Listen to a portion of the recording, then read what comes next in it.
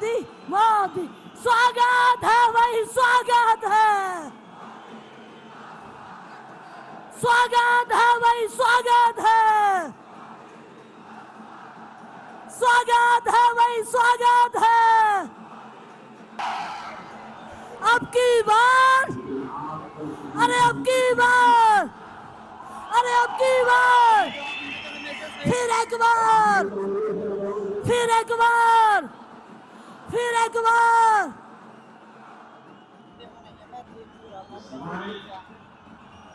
अतिथि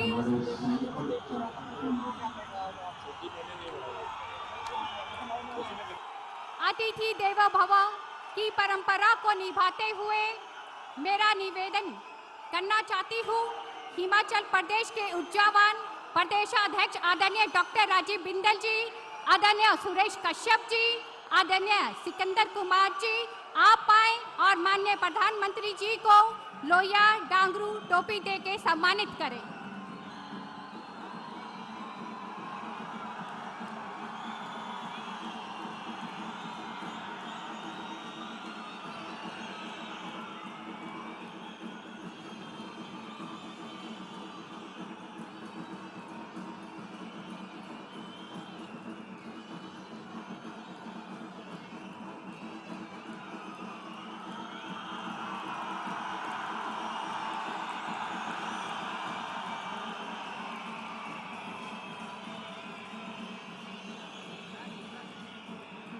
मैं निवेदन करना चाहूंगी श्रीमती रश्मिधर सूद जी को, श्रीमती वंदना योगी जी को, श्रीमती डेजी ठाकुर जी को, श्रीमती शशि बाला जी को, श्रीमती सीमा कन्याल जी को वो आए और अंगवस्त्र द्वारा माननीय प्रधानमंत्री जी का स्वागत करें, सम्मानित करें।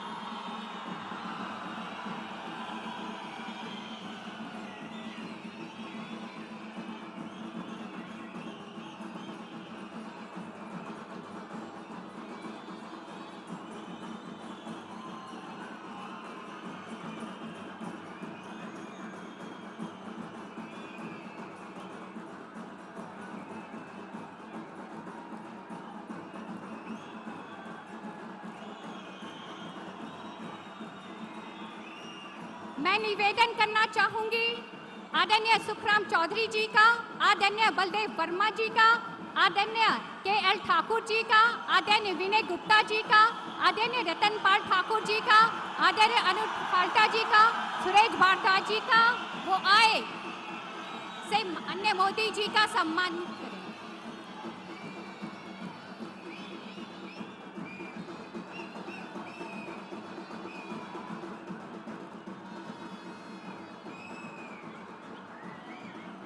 मेरा निवेदन रहेगा माननीय प्रदेशाध्यक्ष जी से वो आए। बोलिए भारत माता की। फिर एक बार, फिर एक बार वो महलात की घाटी वाले भी, फिर एक बार, अब की बार, अब की बार हिमाचल में, हिमाचल में सुरेश कश्यप, सुरेश कश्यप विश्व के महान नेता, भारत के यशस्वी प्रधानमंत्री श्रद्धेय नरेंद्र मोदी जी का मैं हार्दिक अभिनंदन करते हुए सीधा सीधा उनसे विनती करूंगा कि वो हम आप सबको संबोधित करें। बोलिए मोदी जी को जय श्री राम, जय जय श्री राम, जय श्री राम।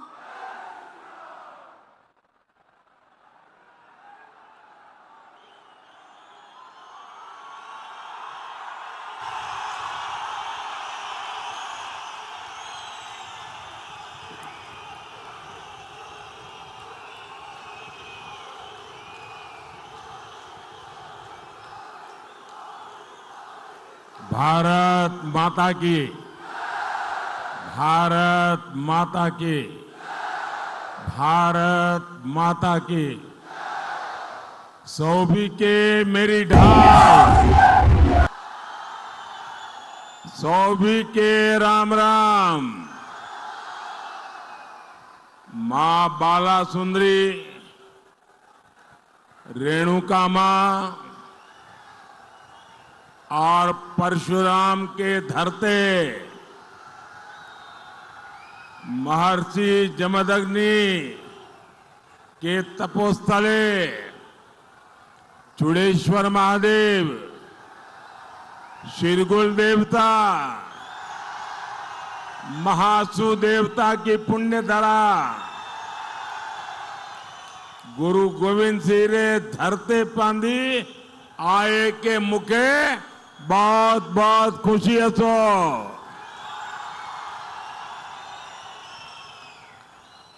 मेरे साथ बोलिए भारत माता की। आप ये तस्वीर नीचे रखिए, पीछे लोग परेशान हो रहे हैं। भारत माता की, भारत माता की। ऐसा लग रहा है कि अपने घर आया हूं।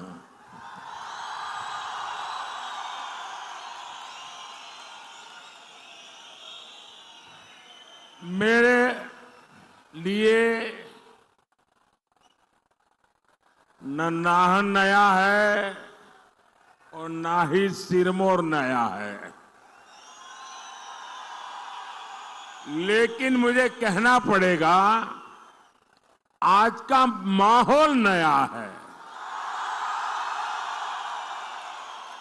मैं यहां संगठन का काम करता था, आप लोगों के बीच में रहता था, चुनाव भी लड़वाता था, लेकिन यहां सिरमौर में इतनी बड़ी रैली मैं खुद कभी नहीं कर पाया।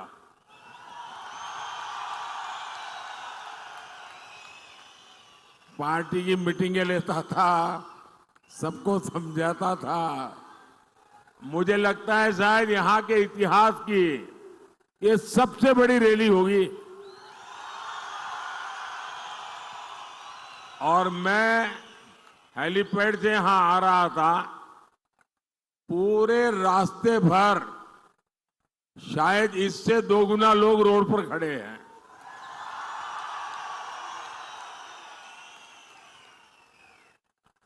आपका ये प्यार, आपका ये आशीर्वाद मुझे हमेशा हमेशा हिमाचली बना के रखता है।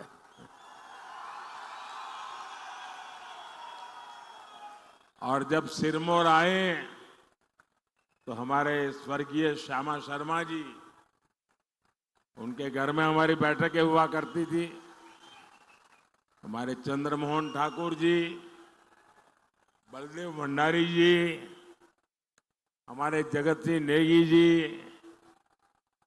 ढेर सारे कार्यकर्ताओं की याद, अनेक अच्छे अनुभव मेरे लिए एक प्रकार से यादों की अमानत है।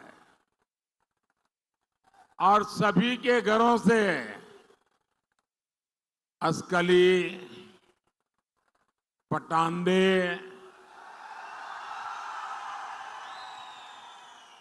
और सिडको और यहां एक होटल ब्लैक मैंगो हुआ करता था। होटल ब्लैक मैंगो है, हमारे अल्पसंख्यक मोर्चे की बैठकें ज्यादातर वहीं पर हुआ करती थी। और जब देश मोदी को जानता नहीं था, तब भी आप लोगों ने मुझे आशीर्वाद देने में, प्यार देने में कोई कमी नहीं रखी। समय बदला है, लेकिन मोदी नहीं बदला है।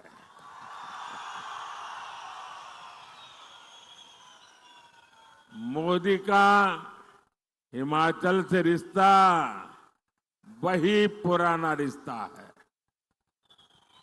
और आप लोगों को शायद खुशी होगी, जैसे मैं गर्व के साथ कहता हूं भारत का प्रधानमंत्री होने कि हिमाचल मेरा घर है, वैसे ही शायद आपको पता नहीं होगा, अफगानिस्तान के एक राष्ट्रपति थे श्रीमान करजाई, वो भी कहते थे हिमाचल मेरा घर है, क्योंकि वो शिमला में पढ़े थे। और अभी जो आपने मुझे लोहिया पहना है ना, वो उन्होंने यहीं से जाकर के अफगानिस्तान में थोड़ा फैशन डिजाइन करके उन्होंने उसका अपना पहरवेश बना दिया है जी। यानी यही हिमाचल की ताकत है कि जो इतना लगाव रखती है। साथियों, आज मैं आपसे तीसरी बार भाजपा सरकार के लिए आशीर्वाद मांगने के लिए आया, विकसित भारत बनाने के लिए। मुझे आशीर्वाद चाहिए विकसित हिमाचल के लिए। देश में 5 चरणों के चुनाव हो चुके हैं। बीजेपी एनडीए की सरकार बननी पक्की हो चुकी है।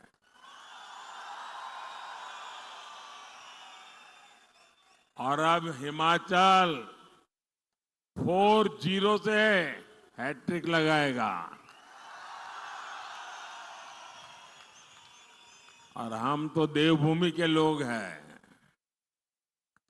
हमारी एक भी चीज कभी बेकार नहीं जाने देते। तो कोई हिमाचली अपना वोट बेकार जाने देगा क्या? अपना वोट बेकार जाने देगा क्या? वो उसी का वोट देगा ना जिसकी सरकार बनेगी, और जिसको वोट देगा उसकी ही सरकार बनेगी। ये हिमाचल में पक्का है।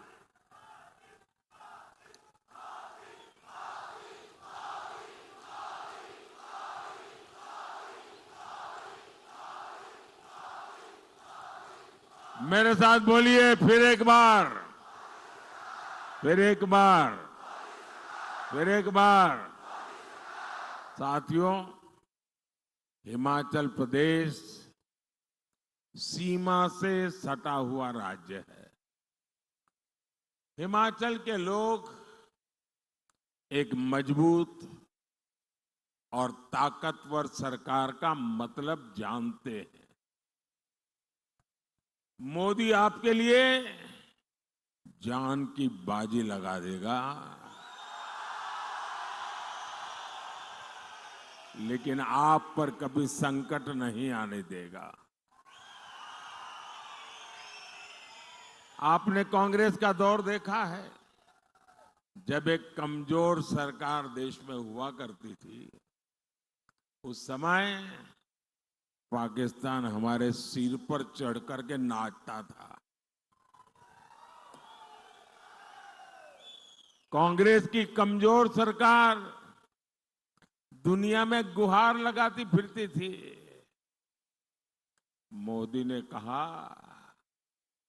भारत अब दुनिया के पास भीख नहीं मांगेगा, भारत अपनी लड़ाई खुद लड़ेगा। और फिर भारत ने घर में घुस करके मारा।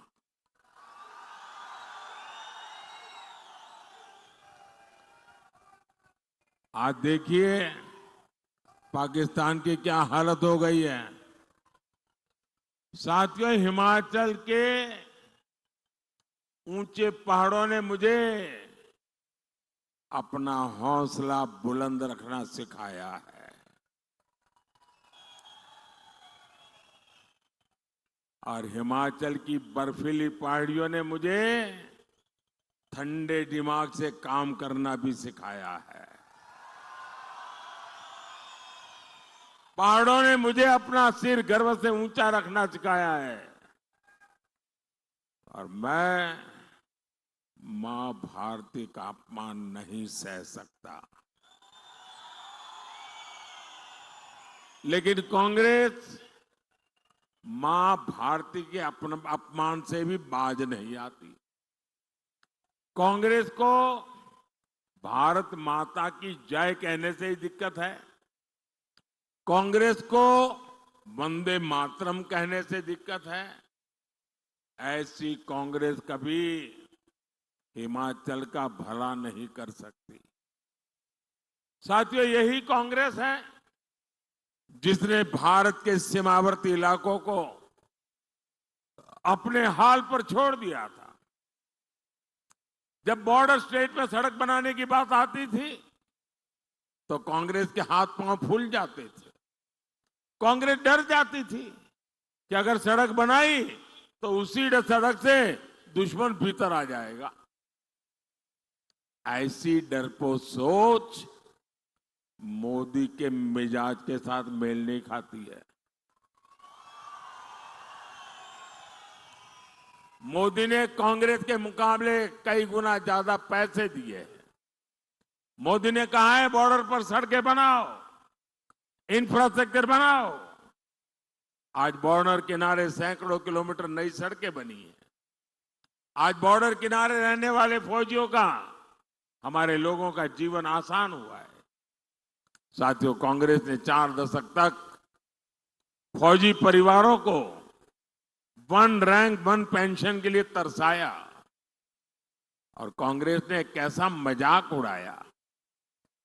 हमारे पूर्व सैनिकों की आंख में धूल झोंकी और ऐसा पाप करने में उनको शर्म भी नहीं आई।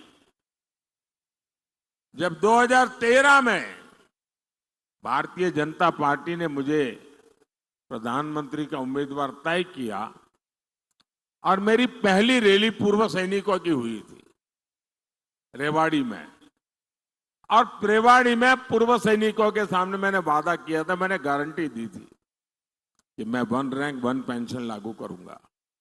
तो कांग्रेस वाले डर गए, ये मोदी ने नया खेल खेला है तो क्या करे। तो उन्होंने रातों रात अफरा-तफरी में बजट में कहा कि हम भी 1 रैंक 1 पेंशन लागू करेंगे। लेकिन किया क्या, 500 करोड़ रुपए का टोकन डाल करके कह दिया कि 1 रैंक 1 पेंशन लागू करेंगे। ये हमारी फौज के साथ मजाक था, मजाक। ऐसे जैसे किसी बच्चे को कह दे ना कि कोई बात नहीं, शाम को तुझे मुंबई ले जाऊंगा, और बच्चा सो जाए। ऐसा पाप किया था उन्होंने।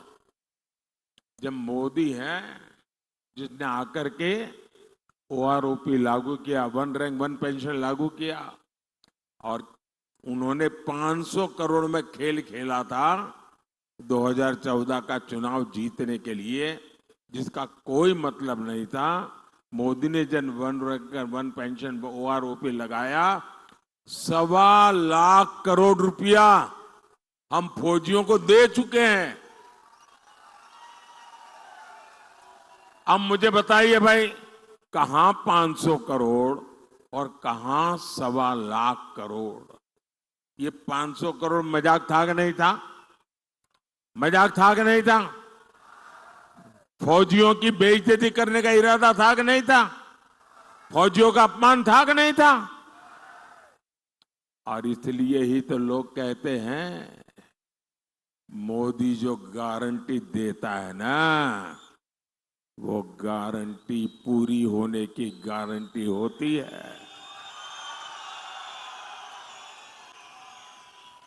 भाइयों और बहनों, एक तरफ मोदी की गारंटी है, दूसरी तरफ कांग्रेस का बर्बादी का मॉडल।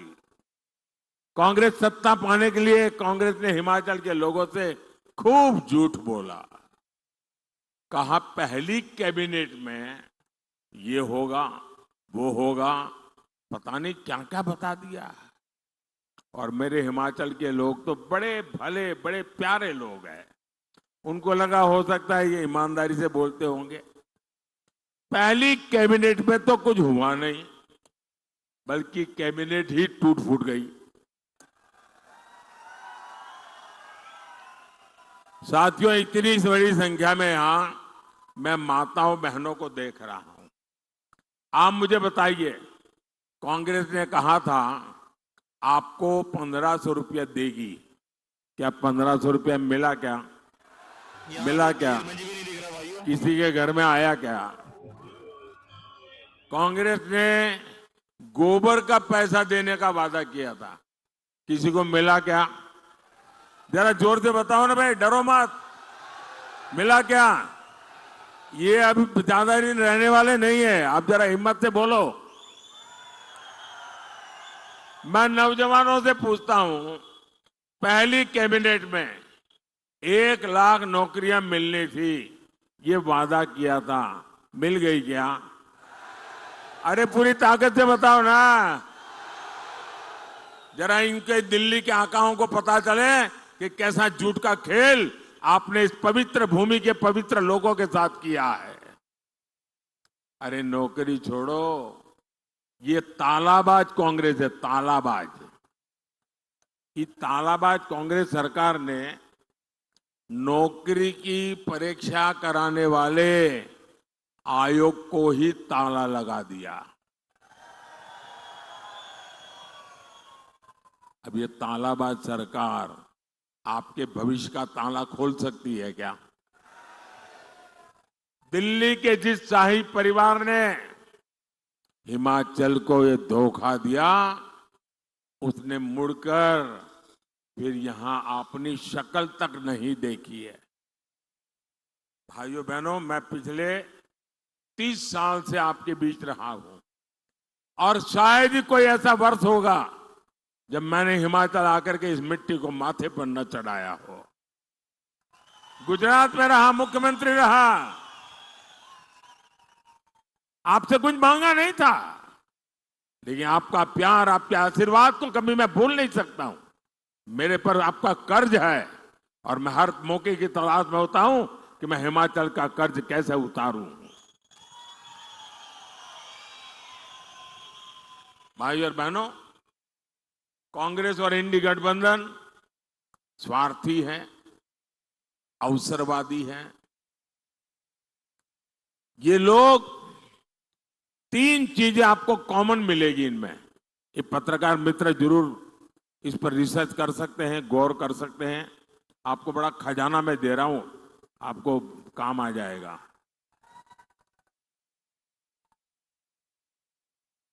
ये कांग्रेस वाले, उनके साथी, 3 चीज आपको कॉमन मिलेगी। एक, ये गौर सांप्रदायिक है। दूसरा, गौर जातिवादी है। और तीसरा, गौर परिवारवादी है। आपको ये 3 चीजें हर एक में कॉमन मिलेगी जी। ये मीडिया वाले दिमाग खपाएंगे तो बहुत खजाना खोल करके ले आएंगे। 60 सालों तक कांग्रेस ने सोचा ही नहीं कि सामान्य वर्ग में भी गरीब होते हैं। क्या ब्राह्मण का बेटे परिवारों में गरीब कोई होता नहीं है क्या? क्या बनिए के परिवार में कोई गरीब होता नहीं क्या? उच्च वर्ण के लोगों के समाज में गरीब लोग होते हैं कि नहीं होते? उनकी परवाह ही नहीं थी, चिंता ही नहीं थी। उनको भी आरक्षण की जरूरत है। कांग्रेस ने हमारे इन समाज को कभी सोचा नहीं। मोदी ने आकर के जिस समाज ये आरक्षण के दायरे से बाहर था, उनको बड़ा सुखी संपन्न माना जाता, उच्च माना जाता था, मैंने उनके गरीब बच्चों के लिए 10% आरक्षण किया और इस देश में कोई झगड़ा नहीं हुआ और किसी का लूट करके नहीं किया। और आज इसके कारण हमारे समाज के लोगों को अलग अलग स्थान पर अवसर मिल रहा है। कांग्रेस ने हमारे गिरिपार के हाटी समुदाय को भी आरक्षण नहीं दिया।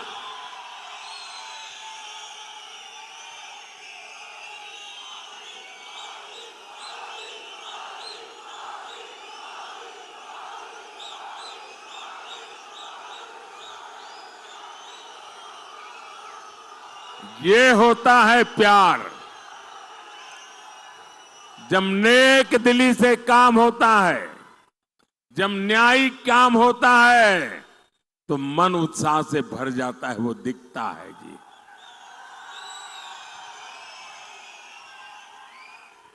और ये सारे काम मोदी ने आपका कर्ज उतारने के लिए किए हैं।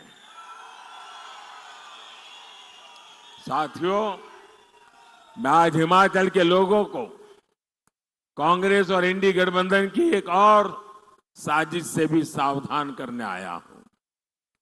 ये लोग, और मानिए ये चुनाव है इसलिए मैं नहीं बोल रहा हूं दोस्तों, मेरे दिल में एक आग है। ये भारत को तबाह करने के लिए कैसे कैसे खेल खेल रहे हैं और आप चौंक जाएंगे दोस्तों।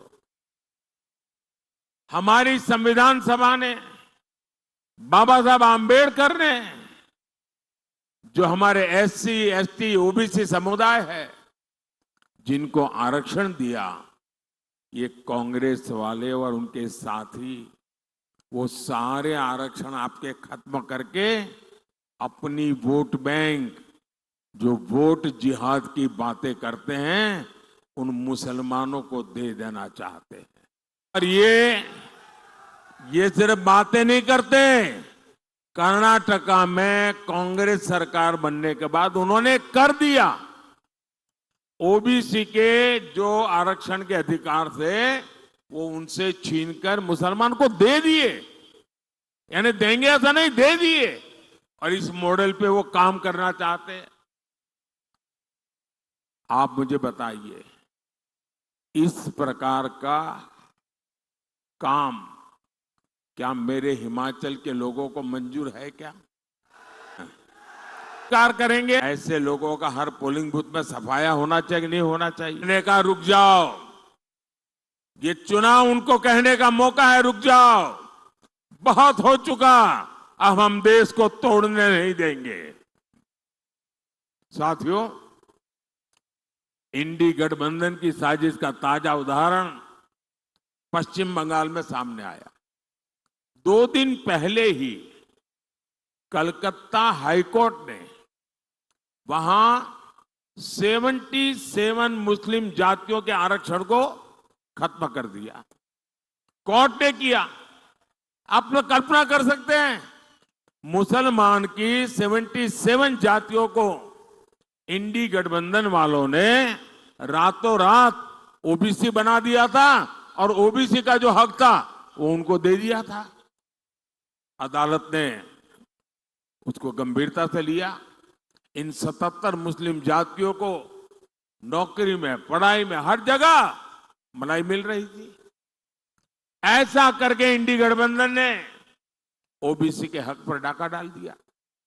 ऐसा करके इन लोगों ने संविधान की धज्जियां उड़ा दी है, संविधान की पीठ पे छुरा भोंका है।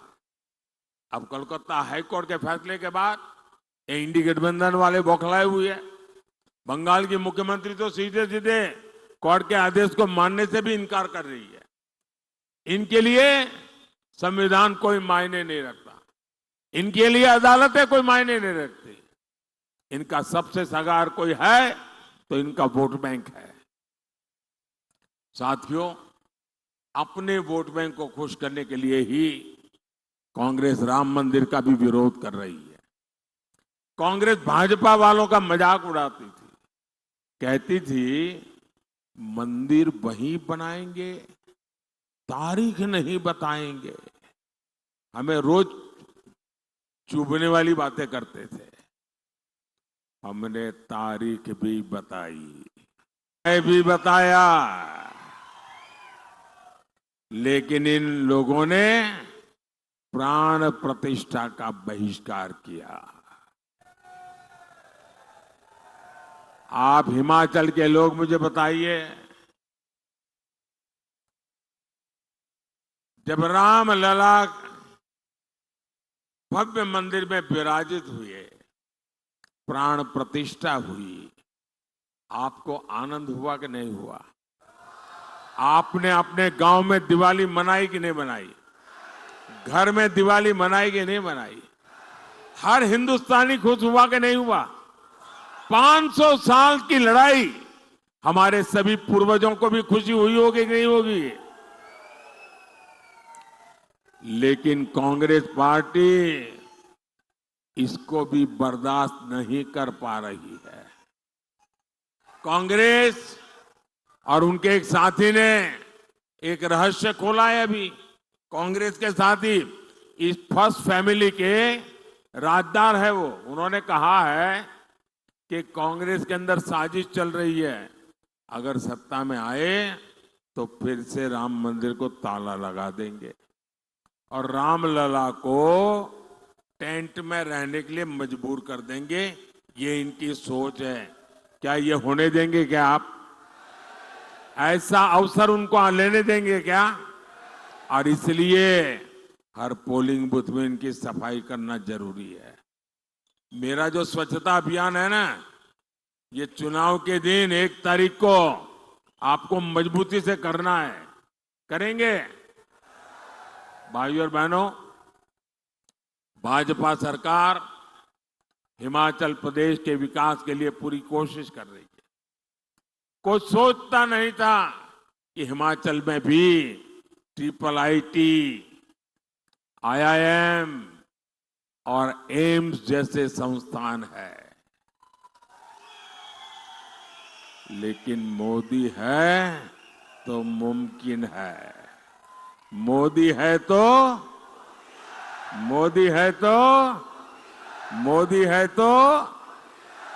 हिमाचल को बल्क ड्रग्स पार्क और मेडिकल डिवाइस पार्क मिला है। हिमाचल देश के उन पहले राज्यों में है जहां वंदे भारत ट्रेन शुरू हुई। साथियों, मोदी के लिए किसान, गरीब, महिला और युवा का सशक्तिकरण बड़ी प्राथमिकता है। 5 किलो मुफ्त अनाज और 5 लाख रुपए का मुफ्त इलाज, ये मोदी की गारंटी है।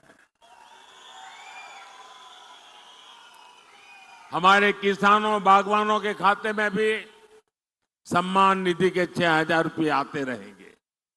साथियों, मोदी ने स्वयं सहायता समूहों से जुड़ी 3 करोड़ बहनों को, यह आंकड़ा छोटा नहीं है, 3 करोड़ बहनों को लखपति दीदी बनाने की गारंटी दी है।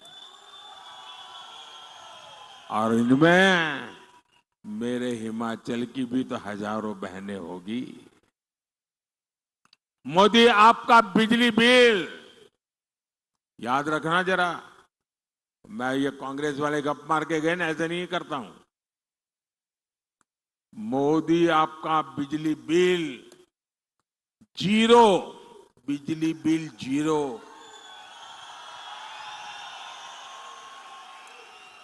और इसके लिए एक बड़ी योजना लेकर के अपनी सेवा में हाजिर है। और योजना शुरू होगी ऐसा नहीं, शुरू कर दी। योजना का नाम है PM सूर्यघर मुफ्त बिजली योजना। इससे आपका बिजली बिल जीरो हो जाएगा। इतना ही नहीं, जो बिजली आप पैदा करेंगे वो बिजली बेच करके उसमें से कमाई भी करेंगे। ये कैसे होगा? आपके घर पर सोलर पैनल लगाने के लिए सरकार आपको 75,000 रुपये देगी, 75,000 रुपीज। आप खुद अपने घर में बिजली पैदा कीजिए, आपकी जरूरत की बिजली मुफ्त में उपयोग कीजिए, अतिरिक्त बिजली जो है वो आप सरकार को बेच दीजिए, कमाई कीजिए। ये मुफ्त बिजली योजना मोदी लेकर के आया है। और मेरे सिरमौर वाले साथी, ये ऑलरेडी ऑनलाइन बुकिंग चालू है, आप अपना नाम रजिस्टर करवा दीजिए। ये बात की बात नहीं है, हो रहा है, काम शुरू हो चुका है। जैसे मोदी ने पहले गारंटियां पूरी की, वैसे ही ये गारंटी भी मोदी पूरी करेगा।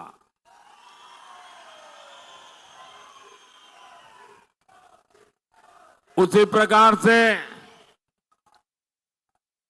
साथियों, जो मुफ्त अनाज योजना है, क्योंकि मोदी का संकल्प है गरीब के घर का चूल्हा जलते रहना चाहिए, गरीब का बच्चा भूखा सोना नहीं चाहिए। और इसलिए मुफ्त अनाज योजना अगले 5 साल के लिए चालू रहेगी। साथियों, आपको शिमला लोकसभा सीट से हमारे बहुत निकट साथी भाई सुरेश कश्यप जी को भारी वोटों से विजयी बनाना है। और सुरेश जी को आप वोट देंगे ना, वो वोट सीधा सीधा कमल के खाते में जाएगा, मोदी के खाते में जाएगा। सीधा वोट मोदी को मिलेगा। हर गांव जाएंगे, ज्यादा से ज्यादा मतदान कराएंगे, हर पोलिंग बूथ में जिताएंगे। अच्छा, मेरा एक काम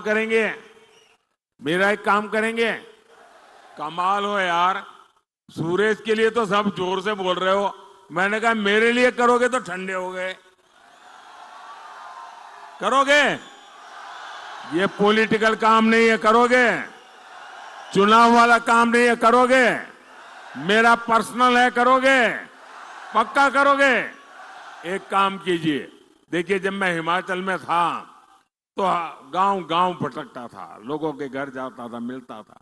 अब आप लोगों ने मुझे ऐसा काम में लगा दिया कि मैं सबके पास जा नहीं पाता हूं, मिल नहीं पाता हूं।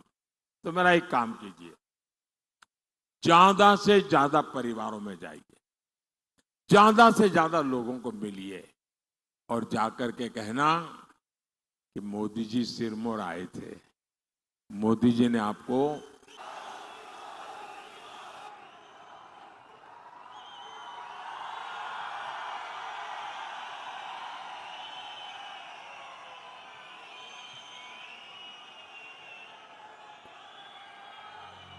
अब तक जो हुआ ना देखा नहीं सुनते हैं। पहले सपने देखते थे सभी, अब हकीकत बुनते हैं। कभी तो सब मोदी को चुनते हैं, कभी तो सब जैसे कि आप लोग देख रहे हैं यहाँ मोदी जी का लोग जैसे जब भी आएंगे आपको लाइव दिखाया जाएगा।